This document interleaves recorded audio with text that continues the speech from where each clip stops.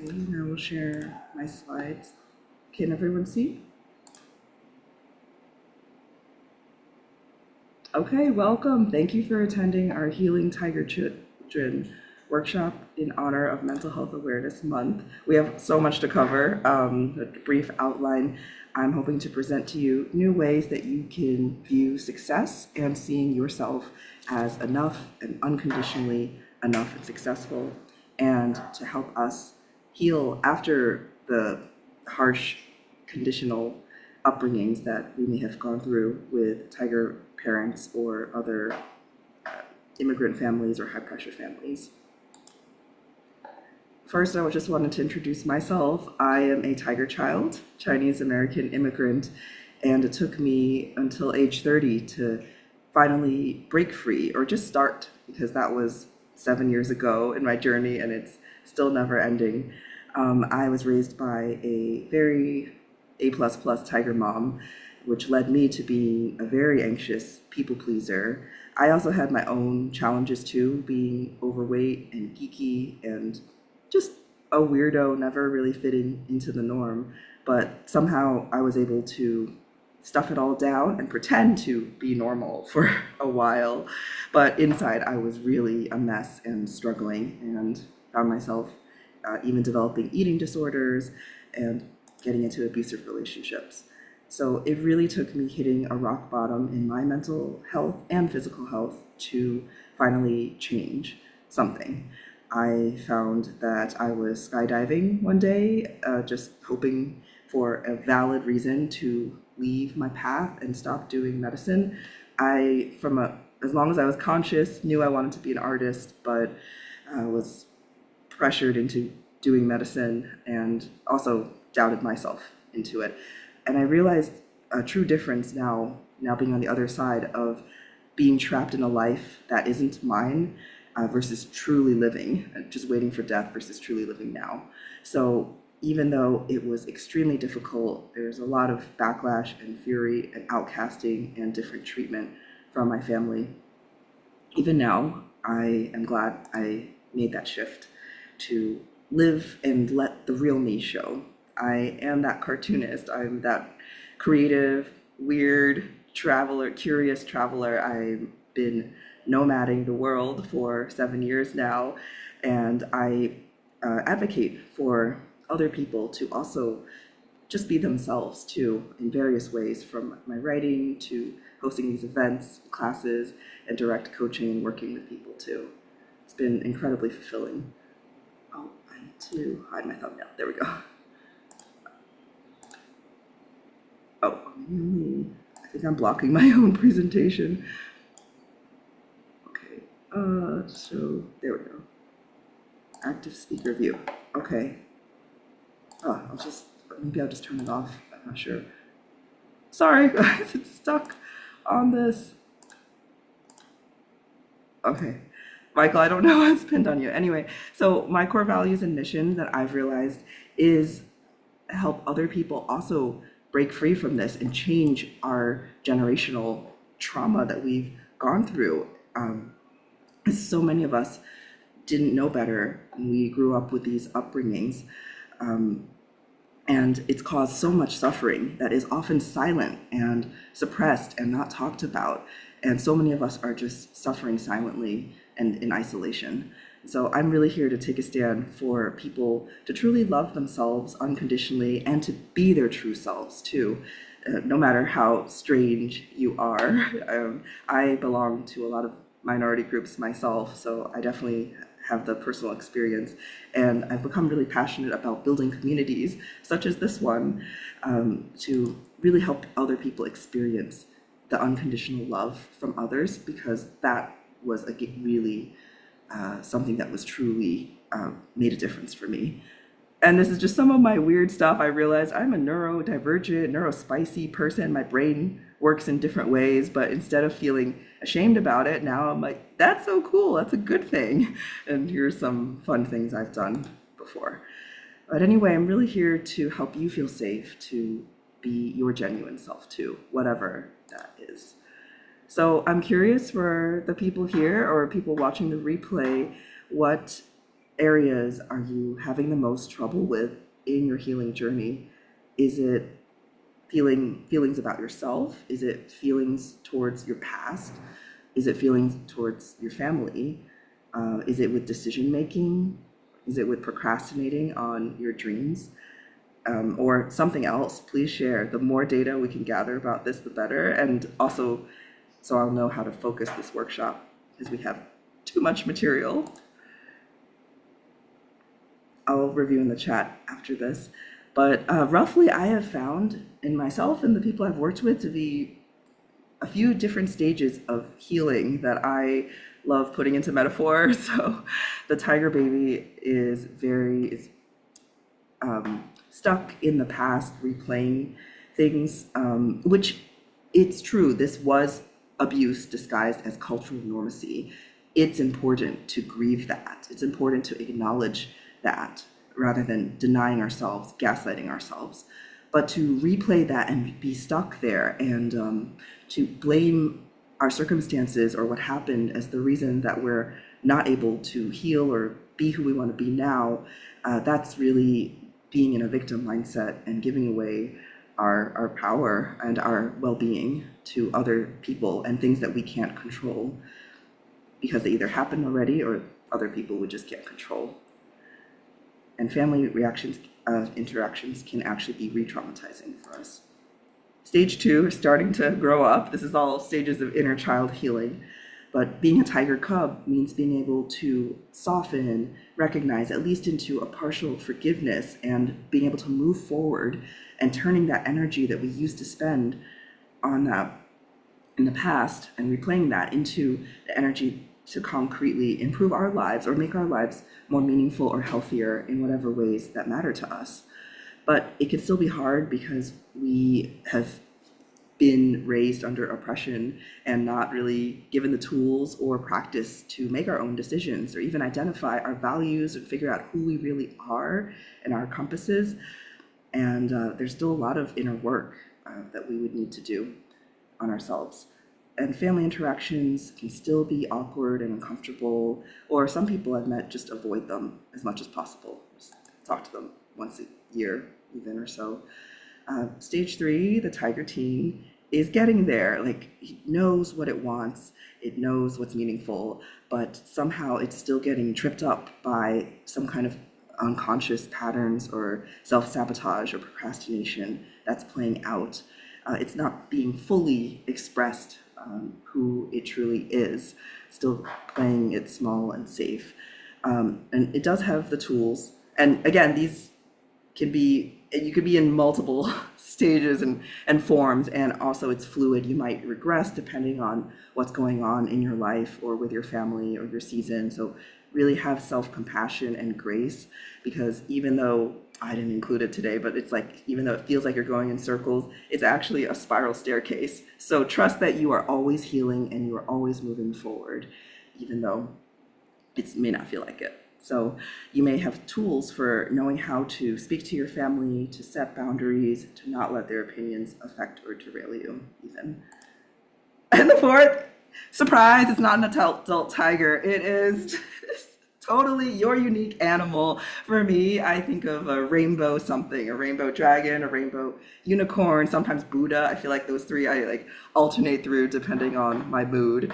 But in this stage, you really have transcended the initial conflict and transformed it, like transformed your hardships, everything that you've gone through, into you're now someone who believes in yourself and you live in integrity according to your values, and you just have this quiet or sometimes loud, just this dedication, devotion, almost this tirelessness energy of like working towards living out your values or your goals or whatever is meaningful to you. And you have the strength and resilience to face anything, truly, because it's not that we're invincible and we won't be hurt by things. We just learn to pick ourselves back up and continue on towards the things that are meaningful to us. And we are able to stay in our highest self and integrity and treat others with respect and kindness, even if it's not always reciprocated. Of course, that's like saintly, so it's all good. And so why does this matter? Thank you so much for showing up today. I think you showed up because you realized that this matters so much. Our upbringings impact us in all areas of our lives. They really teach us how to face the world, the tools, just everything. And we can't choose our caregivers, unfortunately, but we can choose how we parent ourselves, how we recover from that, and how we construct the futures that we desire. So supportive caregivers, oh, were so easy, and no parent is perfect, but they teach us these tools that it's okay to be imperfect and to make mistakes, and that life is one big experiment.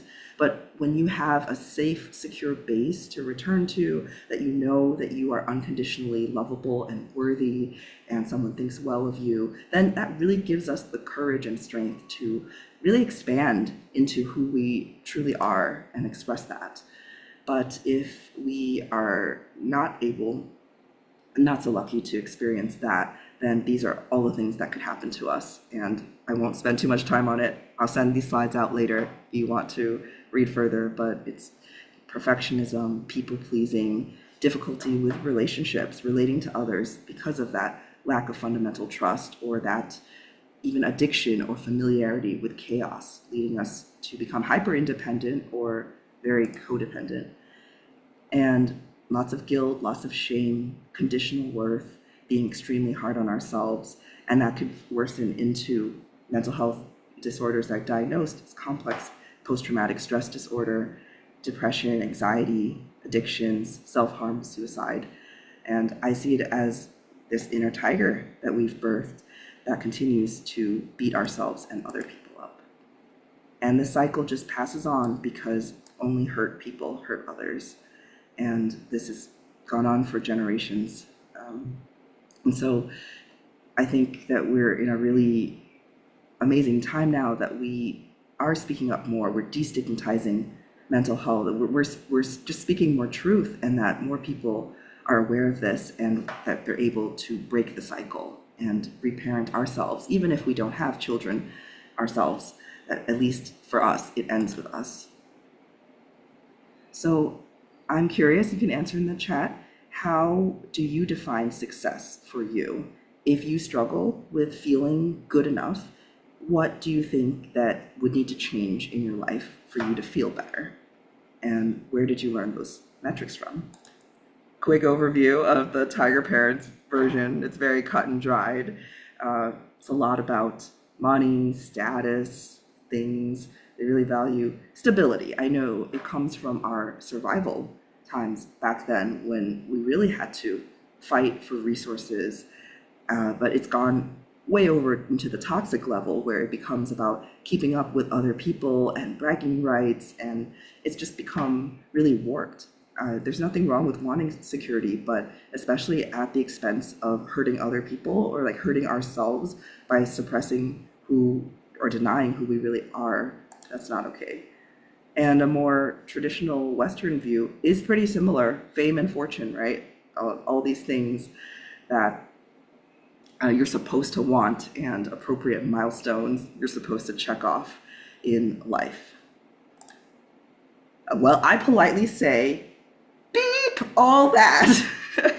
I'm here to talk to you and show you a unconventional but a different view on success that I hope, if you take nothing else away from today, that you'll just remember, wow, look at all the ways that we impact the world. Did you know that we do all this just by existing? This is why we're called human beings, not human doings.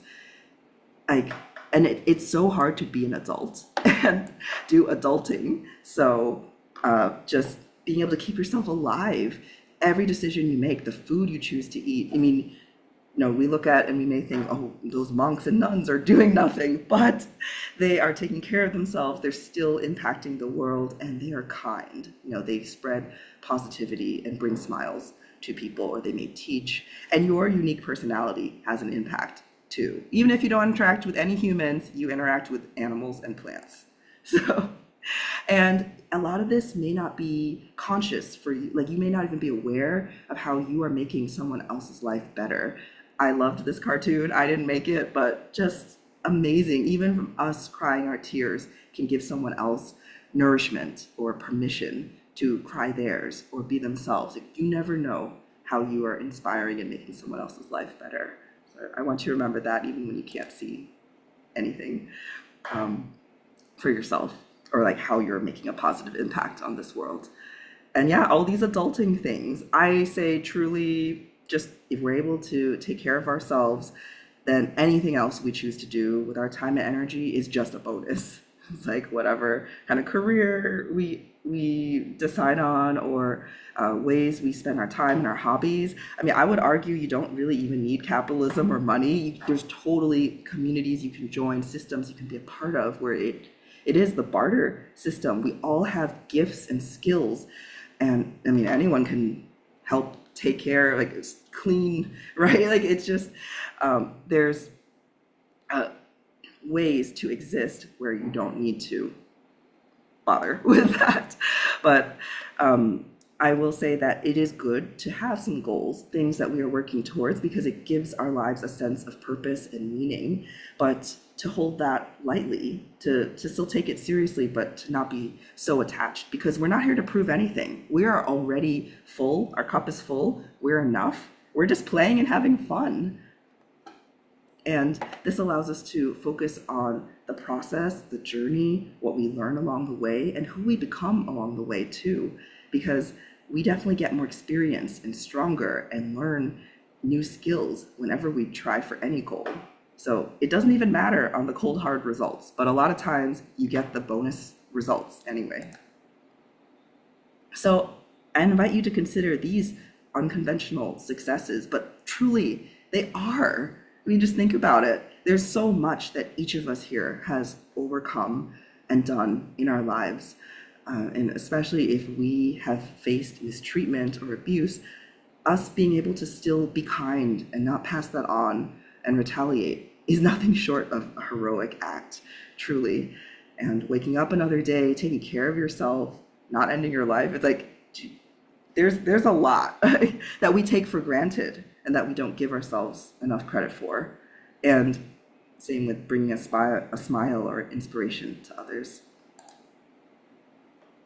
But society and family pressures often make us forget this fact that I'm just here to spread as far as I can, but it sets up all the check boxes, the rat race, especially social media is leading us to compare and despair even more as before, and makes a lot of us chase something that doesn't really give us that deep, soulful, meaningful satisfaction anyway.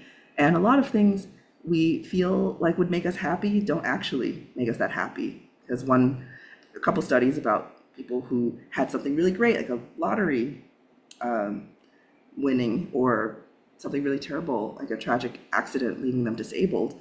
It didn't really impact their happiness as much as they thought. They were remarkably resilient, and we return to a baseline. Happiness is more about our daily practices and behaviors than about the things we have or the circumstances that we have. And I'm pretty sure some of you are familiar with this one, the story of the Mexican fisherman.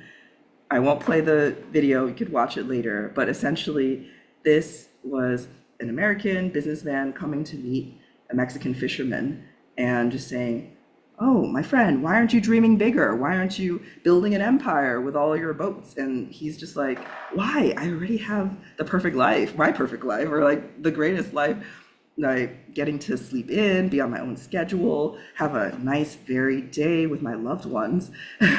And that's like the ultimate end goal that the businessman was chasing himself anyways. And so I invite you to ask, have you ever stopped to ask, what is this all really for?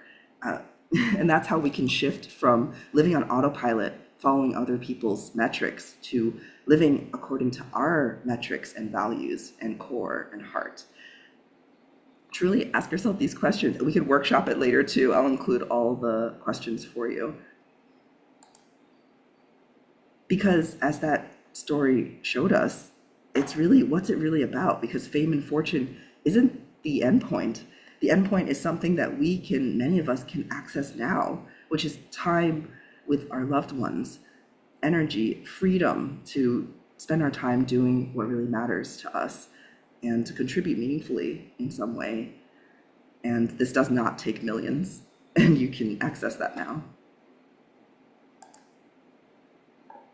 So imagine if you were the only human alive, everyone else got wiped out, and you had to make your own metrics. What would those be for success? What makes a good human? I invite you to consider that as well. And this is the top 5 regrets of the dying from a study. And as you can see, a lot of these are related to not being true to yourself, not doing what you really wanted to do, letting yourself be happier, not working so hard, expressing yourself. So I'm really here so that fewer people have these kind of regrets on their deathbeds. So my definition of success, or I invite you to think of success as it isn't about the things. It's not a what. It's a process. It's an identity. It's the how and the who. How you are making your decisions and living your life. Do you know yourself? Are you living out your values? Can you trust yourself? Do you have integrity? And do you follow through on what you say you'll do? And how are you showing up in the world for others? Because again, it's all about the journey rather than the destination. Because ultimately, we'll also never get to the destination. As we'll touch on later in Buddhism, human life is suffering. There's always dissatisfaction. There's always going to be something else that we don't have yet that we want. So this is just a quick contrast. So when we live out of alignment with our values, we can feel just all these uncomfortable emotions. And a lot of times we're not even aware that we're suffering. We may turn to distractions or substances to just numb that pain and discomfort. We're really disconnected from ourselves. We can be irritable, snap at, or hurt others. Even if we have a very successful life on the outside, it really is all about the internal state. And this was a great movie, Netflix series that everyone should watch called Beef. And you could tell those people did not, they needed to face themselves and look at themselves. So when we are in alignment, though, we're able to feel this inner peace that's just with us, no matter what happens. We truly know that we are unconditionally worthy, and we can trust ourselves, and we can just naturally have the energy to work towards our dreams or our goals or whatever, however we want to spend our time. And we're more in touch with our whole selves, our bodies, and can make decisions more easily, and to be able to outpour our love and compassion to others. So success by ours versus others' standards, it is pretty tough when your standards are very different, your values are very different from mainstream, but you're not crazy. Whatever you want for your life is valid, because nobody else is going to be living every moment of your life. So as long as you know and like your reasons, you do you. So I invite you to consider this definition of success as the freedom to be fully and exactly who you are. That's it. So, and then there's a great quote I like, that others, such as our parents or family, may know what's good for you, but not what's best for you, because only you know that. No one else knows you as well as you, and no one else can do this work for you. Success to me are all these things: health, self-sufficiency, freedom from how I spend my time, freedom to be authentic, safety for myself and others, and love. And truly, on my bad days, I'm just like, simply surviving another day means I am a success and I am enough. And I wish that was said more. And these are all the different kinds of success that we can have. There's truly no one right way to live. It's truly about the day-to-day, the little things, and moments of joy. And experiences, too, over material things that research has found. And some quick addressing pitfalls. If you are a recovering people pleaser, I just want to let you know that it's so normal. We are tribal creatures. We all need people. Most of us do. It's not 100%. But instead of trying to change the opinions of the people around you who are not supportive of you, why not just simply quietly change to new people around you? So I didn't make that drawing onto here in time, but it's really finding your tribe, finding people who support you, finding people who share your values, or just finding people who also have learned to love themselves and others unconditionally, so you can experience that. Because anyone who loves you with conditions, can you really call that love? And then being able to find middle ground and win-win solutions. I will cover that, but probably not today. Overachieving and comparing, I just want to offer you that if you are feeling like you are behind other people you know, friends or peers, it's impossible to compete with them. You're totally different fruit, you're totally different sports players, and the only one that you're competing with is who you were yesterday. And plus, you don't know their whole story. You will never know the ins and outs of their lives versus yours. And for dealing with naysayers, I would say this is one of the single most impactful things that really helped me to just not be affected as much, but because it was so painful being called a loser and a failure and misunderstood and trash and all these things. But I loved this graphic. It's just like whenever someone points and says something about you, it's 3 times more pointing back at them, says 3 times more about themselves than actually about you. They are only seeing you through their own filter. It's not the actual truth.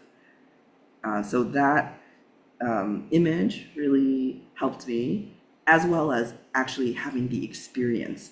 If you've never met someone who unconditionally loves you for you, please talk to one of us. It's so heartbreaking to me when I meet people who've never experienced that before. So I just hope to be one, even if it's a brief experience for them of that. So this is the facing family part, which we won't cover today, but you can review this later, or it's part of my longer course. So facing family, surviving awkward family reunions, protecting your peace. So this is one summary. Success is very, very personally defined. And it's just because something applies to the majority of people, it doesn't mean it's a norm and that you're abnormal. In fact, I consider you to think of well, that's just ordinary, and I'm extraordinary because I've taken the time to find out who I really am.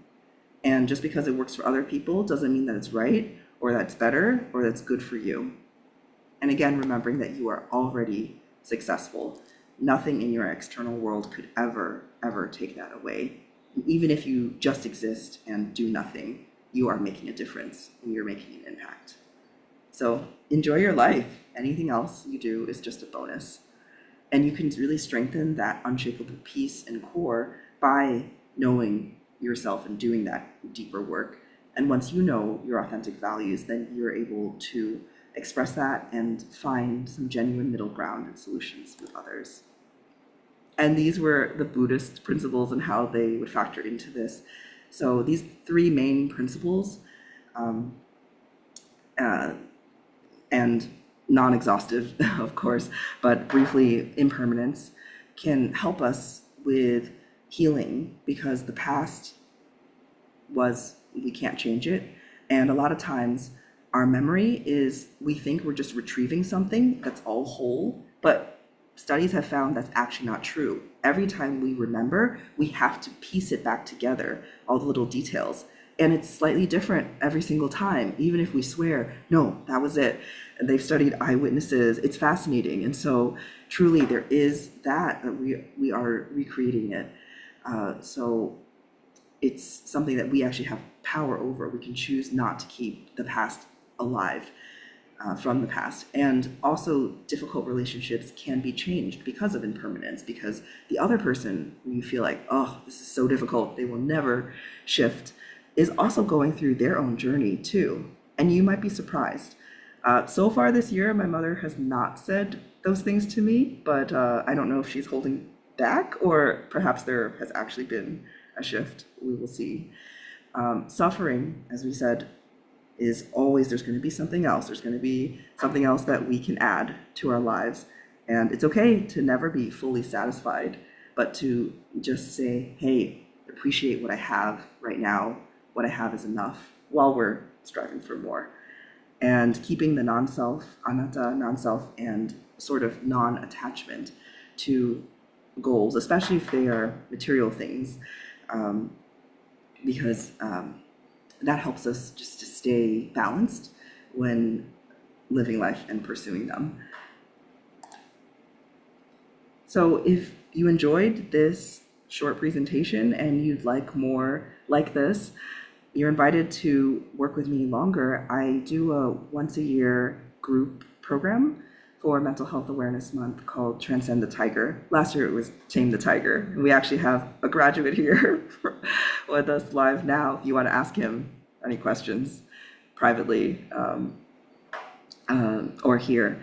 So there, you can also work with me one-on-one with that or do a self-study course if that's your preference. I really try to make my offerings accessible to everyone and to not have finances be a reason that they can't get the support they need. So you could book a call with me to discuss if that might be something that would be beneficial for you. I also have other things that I do each year too, including helping women with their body image and sensuality and building communities, especially for people who are nomadic like me or neurodivergent like me, helping them authentically relate and have authentic friendships. And you can also join my email list, connect with me on my blog. I have a bunch of social media. You can grab my book too from Amazon for just a coffee or listen to my podcast. But if you left with a takeaway from today, I would be happy if you shared this message with others or shared the recording or some of the slides. I'm very open with sharing my work. So you can reach out to me via email or book a call with me if you'd like to chat about anything further. I want to give a shout out to the TTT fam. It was such an amazing experience last year. Really so healing in a new way. So I would say my favorite way to transcend the tiger is with a group. Of course, one-on-one we can go deeper and more personalized for you, but the group really brings the mirrors, it brings support in so many different ways, and you get to be part of that community forever with a membership afterwards, or even become a mentor if you're feeling really called to help out afterwards. So just contact me if you'd like to chat. Oh, this is the 5 Asian love languages. You can review this later, but I call attention to things, bringing aha through haha. So it looks like Q&A. Please type whatever questions that may have arisen for you or contact me later. I know I threw a ton of info at you in a very short amount of time, just trying to be mindful. And workshopping here all